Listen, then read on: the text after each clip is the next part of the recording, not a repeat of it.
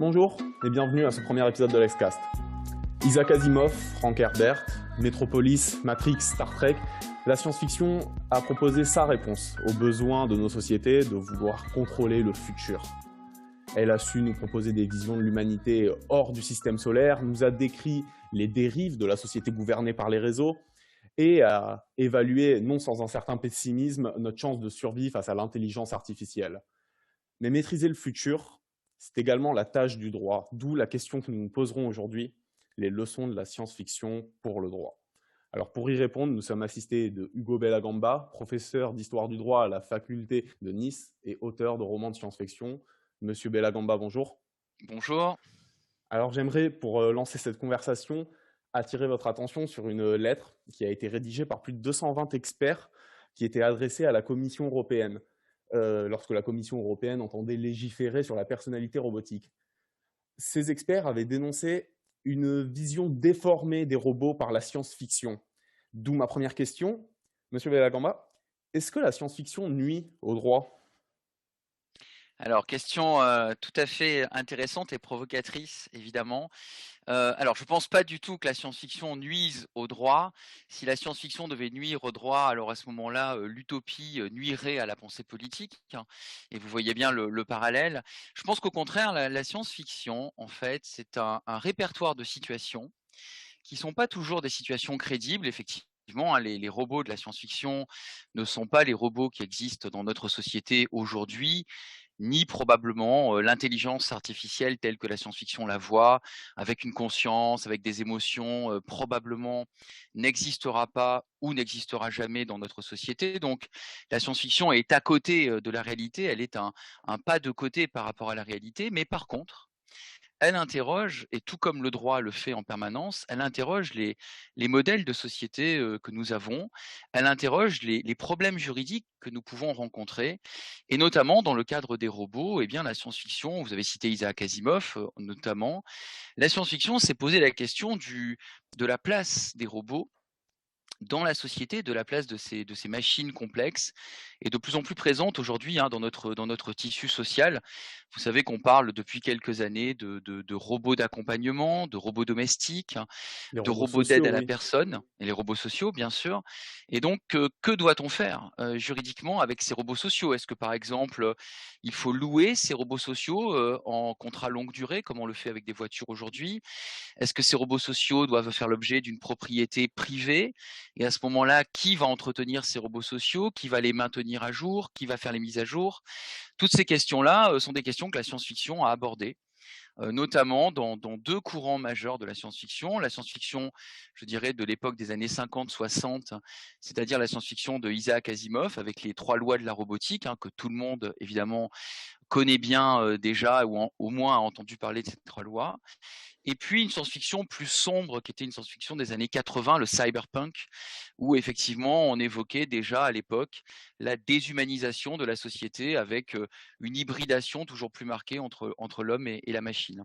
Alors votre question, elle tombe bien, hein, parce que je vous cite en même temps un colloque qui a eu lieu et auquel j'ai pu participer, qui s'appelle Les lois de la robotique d'Asimov et le droit. Voilà, je vous le montre et je vous enverrai les références, où on a notamment examiné cette question. Donc non, la science-fiction ne nuit pas au droit, au contraire, elle est un espace, je dirais, de réflexion, une chambre d'écho pour les possibilités juridiques qu'offre la robotique. Vous avez cité Asimov et quand on pense à la science-fiction et au droit, c'est généralement ce qui revient puisqu'il s'agit de lois qu'il avait décrit, que notamment les 3 lois, la loi zéro. Est-ce que ces lois peuvent trouver une réalité juridique? Est-ce qu'elles ont quelque chose à apporter au droit aujourd'hui?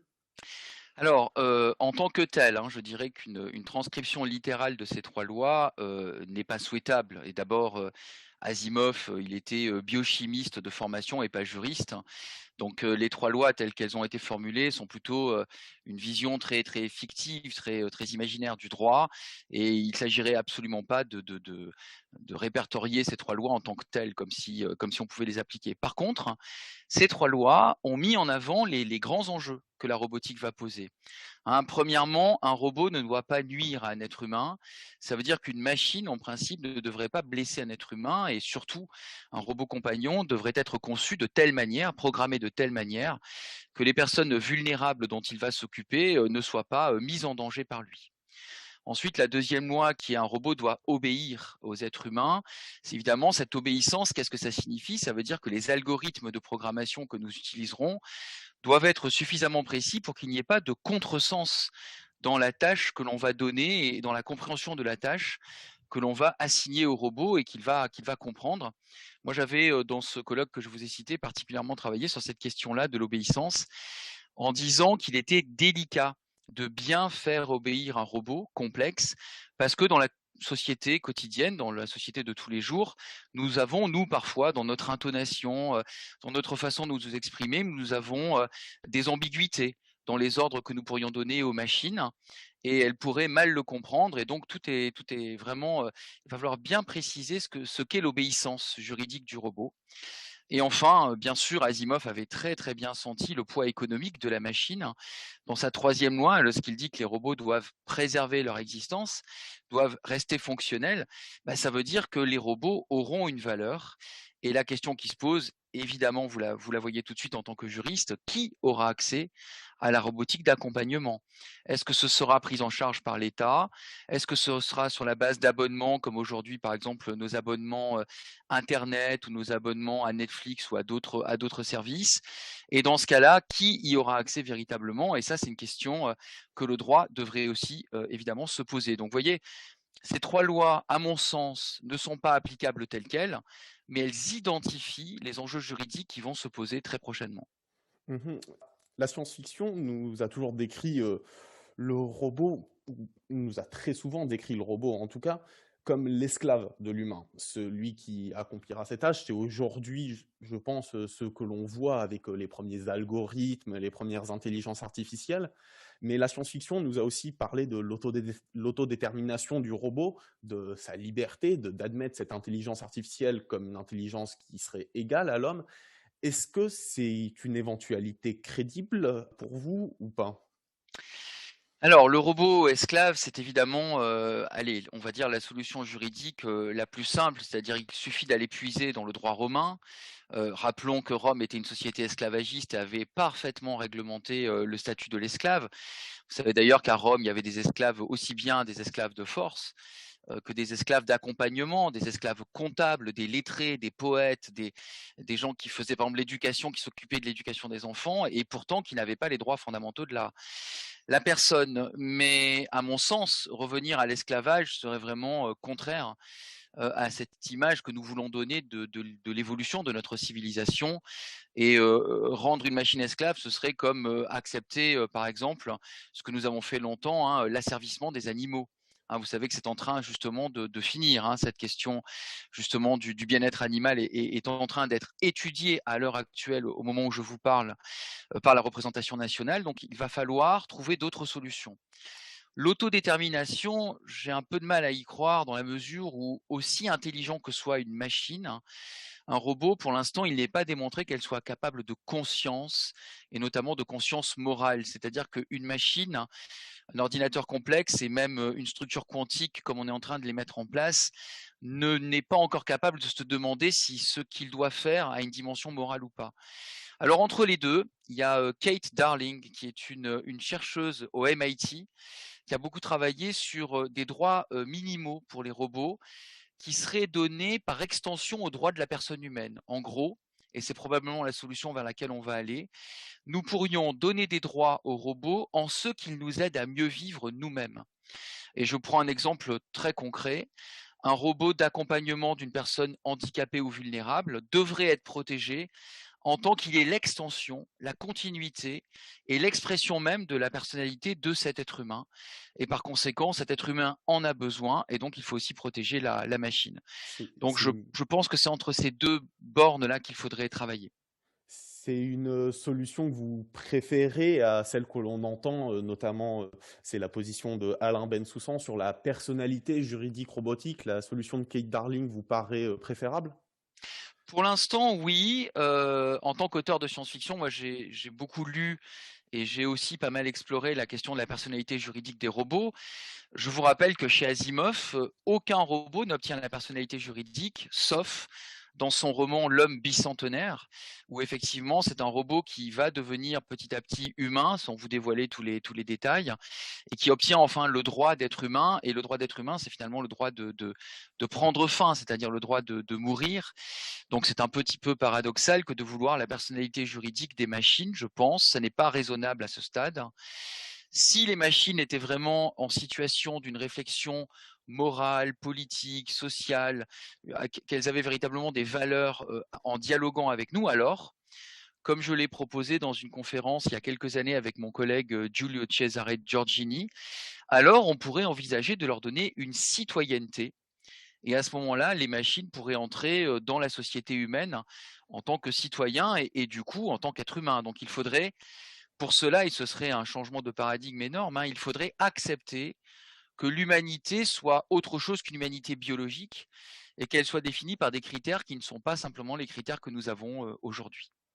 Le droit doit encore, doit prendre en maturité par rapport à la conception du robot. On avait commencé sur cette lettre ouverte. Mmh. Le droit n'appréhende pas encore le robot, mais c'est peut-être quelque chose qui va venir. Oui, je Mmh. pense que c'est inévitable. Je pense qu'aujourd'hui, d'ailleurs, pour tout un tas de raisons, on redéfinit même les droits de l'homme. Vous avez vu que de plus en plus on parle de droits humains.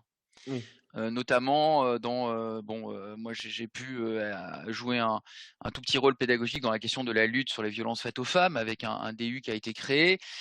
Mais vous avez vu aussi que, on parle maintenant désormais de l'humanité de façon étendue et de façon, tout à fait, on repense la notion justement de droit humain en mettant fin à toutes les aberrations qui ont été celles du passé, toutes les violences qui ont été celles du passé. Et du coup, il faut maintenant se poser la question de l'adaptation du droit à la réalité d'aujourd'hui. Et moi, je pense que le droit, s'il faut prendre en compte les robots, se doit d'évoluer de façon inévitable. Très bien. J'aimerais, maintenant, élargir, sortir du cadre seulement terrestre en vous posant une question. On a de grands groupes qui commencent à s'intéresser à la planète Mars, dont notamment, Elon Musk avec son projet de terraformer Mars. Est-ce que la science-fiction qui, elle, s'intéresse depuis longtemps à la question de l'extraterrestre, en dehors de la Terre et de la civilisation qui pourrait y avoir, est-ce qu'on a des leçons à tirer de la science-fiction pour ce projet sur Mars? Alors la science-fiction, vous savez, elle a toujours rêvé de Mars, hein. Je pense que les 2 plus vieux rêves de la science-fiction, c'est le voyage dans le temps d'un côté et le voyage vers Mars de l'autre, hein. Mars a toujours été la destination, la plus rêvée par les auteurs de science-fiction, quelle que soit leur nationalité, quelle que soit finalement leur culture. Donc, on est allé sur Mars déjà en science-fiction des centaines et des milliers de fois, hein, donc on connaît bien. Ça a été cartographié, ça a été raconté par, notamment, Kim Stanley Robinson, hein, dans sa fameuse trilogie martienne, Mars la rouge, Mars la verte, Mars la bleue, où il imagine une terraformation de Mars sur évidemment plusieurs dizaines de générations, hein. Donc, déjà, ce que l'on sait, c'est que aller sur Mars, c'est un rêve qui probablement, tôt ou tard, se concrétisera. Parce que l'humanité a toujours été, tentée, de repousser les frontières. C'est pas simplement les Américains, c'est pas simplement l'idéal culturel américain de repousser la frontière. C'est que simplement nous sommes des êtres curieux et nous voulons aller voir ce qu'il y a de l'autre côté de l'horizon. Alors Mars, n'est pas si hospitalière que ça, si on regarde attentivement la réalité. Et vous savez qu'il existe la Mars Society, qui a été créée notamment par des chercheurs américains. Et cette Mars Society vise à promouvoir en quelque sorte l'installation, l'implantation de l'homme sur Mars. Alors ça posera des problèmes juridiques très très importants, mais pour l'instant, nous ne sommes pas encore à ce stade où nous pourrions imaginer une société martienne véritablement. Ce qu'on est en train de mettre en place, c'est peut-être d'abord une étude humaine de Mars ou une implantation de scientifiques finalement sur Mars dans un premier temps. Je ne crois pas d'ailleurs que nous verrons une véritable société martienne avant plusieurs dizaines, peut-être une centaine d'années si les choses se font. Mais en tout cas, il est clair que ça posera d'énormes problèmes juridiques et on aura besoin de juristes martiens pour examiner ces questions. Et actuellement, on a un exemple, c'est le régime qui est appliqué à la Lune, qui le classe comme patrimoine commun de l'humanité. Ce serait donc la catégorie appropriée pour Mars dans cette période d'études, au moins jusque-là. Oui, mais je vais vous paraître cynique, je n'y crois pas. Je pense que la Lune est le patrimoine commun de l'humanité tant qu'il n'y a pas d'exploitation industrielle sur la Lune, hein, et que si on implante autre chose que des colonies purement scientifiques et très réduites d'une poignée d'êtres humains, et si on arrive à avoir une exploitation de la Lune, alors à ce moment-là, ce sera une exploitation commerciale, capitaliste, industrielle, il y aura des enjeux, il y aura une privatisation. Vous avez vu qu'aujourd'hui, hein, la course à l'espace a repris justement avec des sociétés privées.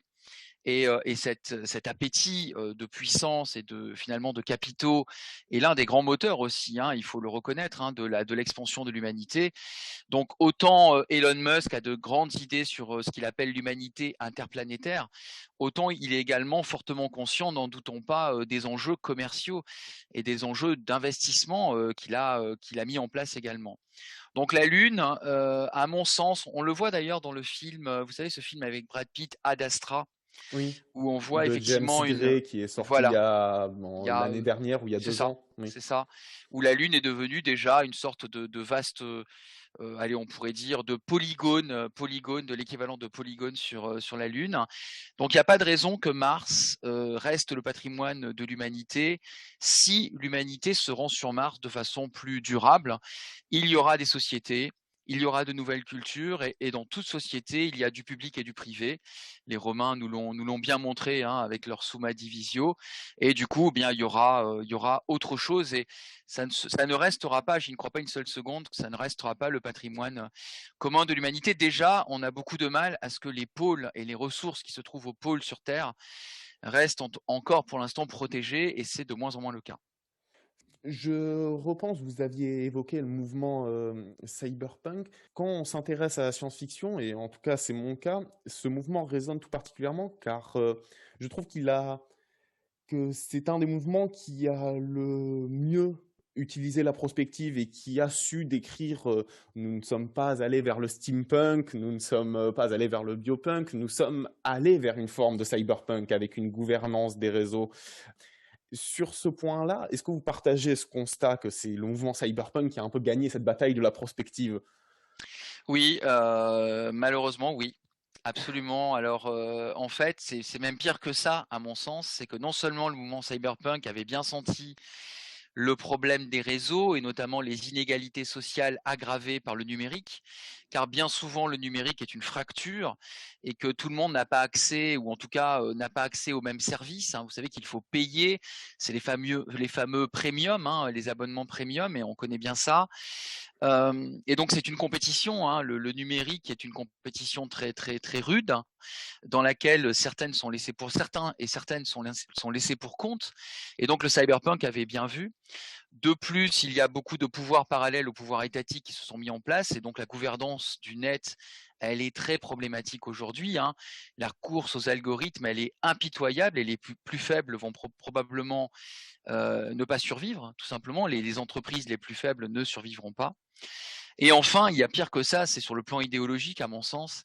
C'est qu'aujourd'hui, on a tout ce mouvement, vous savez, transhumaniste, qui pose d'énormes problèmes juridiques, hein. Et le transhumanisme qui postule l'inévitable recomposition de l'humanité sous la forme d'une post-humanité, s'appuie beaucoup sur le cyberpunk, sur les ouvrages de William Gibson, de Bruce Sterling et de tout ce mouvement de la fin du XXe siècle. Et c'est un peu, et ça me gêne un peu, je l'ai déjà dit à plusieurs reprises dans une ou deux conférences que j'ai faites sur le sujet, c'est une réappropriation, une instrumentalisation du corpus de la science-fiction, alors que la science-fiction avait quand même vocation à nous dire exactement comme 1984 de George Orwell pour la politique, le mouvement cyberpunk nous disait dans les années 80, attention, les réseaux arrivent, nous allons avoir une vie numérique en regard d'une vie, disons, physique.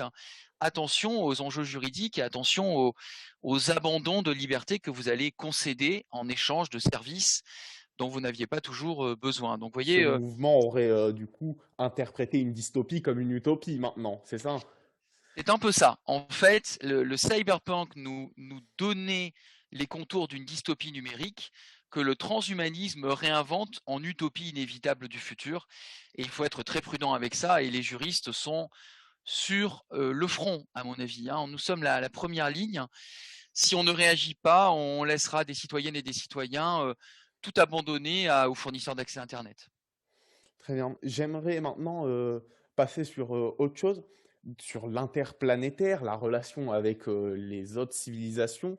Lorsque je pense à ces sujets-là dans la science-fiction, il y a juste deux mots qui viennent tout de suite à l'esprit. C'est Star Trek qui a su, à mon sens, poser le best case scénario, le meilleur, Mmh mh. ce à quoi on peut aspirer, une humanité qui est là pour explorer, pour voyager. Est-ce qu'aujourd'hui, c'est quelque chose qui vous paraît possible? Et est-ce qu'il y aurait quelle forme juridique pour encadrer des rapports interplanétaires avec possiblement différentes espèces et différentes cultures? Oui, c'est très intéressant, d'autant que cette question s'est déjà posée, hein, à la Renaissance, hein, quand, l'Europe, s'est étendue, et a connu, son âge d'or, où elle a finalement, en même temps, conquis, beaucoup d'autres territoires et asservi beaucoup d'autres territoires. C'est la naissance du droit international, hein, finalement, sauf que cette fois-ci, ce serait la naissance du droit, interplanétaire. Pour ne pas dire encore le droit intergalactique qui me semble encore quand même très très loin. Qu'il y ait ou non des espèces extraterrestres, et ça peut être une hypothèse simplement juridique hein, que l'on prend, hein, le fameux et si de l'hypothèse hein, que le juriste utilise bien souvent. Imaginons simplement une humanité étendue, comme dans la série The Expanse par exemple, hein, quelles seraient les relations entre les différentes planètes du système solaire à l'échelle du droit véritablement. Alors on peut rêver, comme l'a fait Star Trek en effet, et c'est très juste hein, de l'avoir cité. Je dois d'abord vous citer le grand spécialiste de Star Trek, qui est Fabrice Desferrard, qui a écrit déjà de nombreux livres sur le droit dans Star Trek, et qui sont tout à fait excellents. Mais dans Star Trek, on trouve les fameuses directives de la Fédération. Alors vous savez que ces directives, il y en a 24, on parle toujours de la première directive, mais c'est la partie émergée de l'iceberg. En fait, il y en a 24 de directives et les créateurs de Star Trek, notamment Gene Roddenberry, ont imaginé le best case, vous avez raison, hein, c'est-à-dire l'établissement de droits fondamentaux de la personne, quelle que soit l'origine biologique ou quelle que soit l'appartenance de la personne à quelque société que ce soit, c'est l'égalité absolue finalement, l'égalité homme-femme, l'égalité humain-extraterrestre, l'égalité tout en respectant la diversité des cultures, la diversité des langues et cette fameuse première directive aussi, la diversité des chemins. Presque je devrais dire de progrès vers de l'avancement technique et de l'avancement social de toutes les sociétés qui pourraient interagir. Donc on peut rêver, oui, on peut rêver à une confédération, une fédération interplanétaire. On peut rêver à une constitution finalement galactique et pourquoi pas. Après tout, nous avons bien été capables de forger les droits de l'homme, d'inventer la notion de droit naturel de la personne humaine, de droits fondamentaux. On pourrait très bien avoir ce modèle plutôt que une guerre permanente ou un asservissement permanent, ou pire encore, une sorte de colonialisme à l'échelle du système solaire qui serait terriblement destructeur pour toutes les valeurs que nous avons imaginées. Donc oui, oui, là encore, encore une fois, les juristes seraient bien avisés de regarder Star Trek, et y compris les toutes dernières séries. Hein, je me tourne vers les passionnés de Star Trek. La dernière série en date, c'est Discovery, qui dans la saison 3 est confronté à la disparition justement de la fédération et doit réinventer ses valeurs. Et c'est dans la crise hein, que nous réinventons nos valeurs. Donc oui, oui, moi je pense que notre héritage juridique pourra servir, mais sans doute beaucoup plus tard. Hein. La meilleure perspective, c'est peut-être dans 200-300 ans, si vraiment l'humanité s'est étendue sur plusieurs mondes et essaye de créer un cadre juridique général. Bah, pour ce cadre juridique, est-ce que, et je pense que notre entretien va devoir se terminer sur cette question, mais Vous avez évoqué une constitution galactique. Est-ce que vous pourriez nous suggérer un article premier? Alors, c'est intéressant parce qu'on avait fait ça avec Giulio Cesare Giorgini pour les robots. Dans cette conférence dont je vous parlais sur l'intelligence artificielle et les robots, on avait dit que dans un article 1, finalement, aucune distinction sociale, aucune hiérarchie ne devait trouver place lorsqu'il s'agissait d'intelligence et d'autonomie de la personnalité. Et donc on pourrait reprendre ça finalement en disant que dans un article 1, toute personne douée de conscience, quelles que soient ses origines biologiques ou quelle que soit même sa constitution physique, qu'elle soit de silicium ou de carbone finalement, toute personne douée de conscience et douée d'autonomie devrait être préservée dans ses droits fondamentaux. Et cela indépendamment, encore une fois, de tout autre critère. C'est un peu les Le hommes naissent critère de libres la et égaux conscience. en droit. Voilà, le critère de la conscience serait sans doute, à mon sens, le premier à mettre en avant. C'est-à-dire tout être conscient, doué de raison et de sensibilité, devrait être respecté dans l'intégrité physique et morale de sa personne. Voilà, ça pourrait être ça l'article 1, je pense. Monsieur Bellagamba, nous vous remercions énormément d'avoir accepté de répondre à nos questions. C'est moi qui vous remercie et ça a été une grande joie. Et croyez-moi, ne minimisons pas ce que vous faites. Au contraire, moi j'ai grandi dans un monde qui trouvait que la science-fiction n'était qu'élucubration et culture de bas étage. Et voir qu'aujourd'hui des étudiants de droit, de master se penchent sur les leçons de la science-fiction, ça me fait chaud au cœur. Donc c'est moi qui vous remercie. Vous pouvez retrouver tous nos épisodes sur les plateformes de streaming indiquées en description, ainsi que sur le site de la Faculté de droit de Nice. On se retrouve dans 2 semaines où la professeure Céline Castéronard nous parlera du marché européen des données. À bientôt!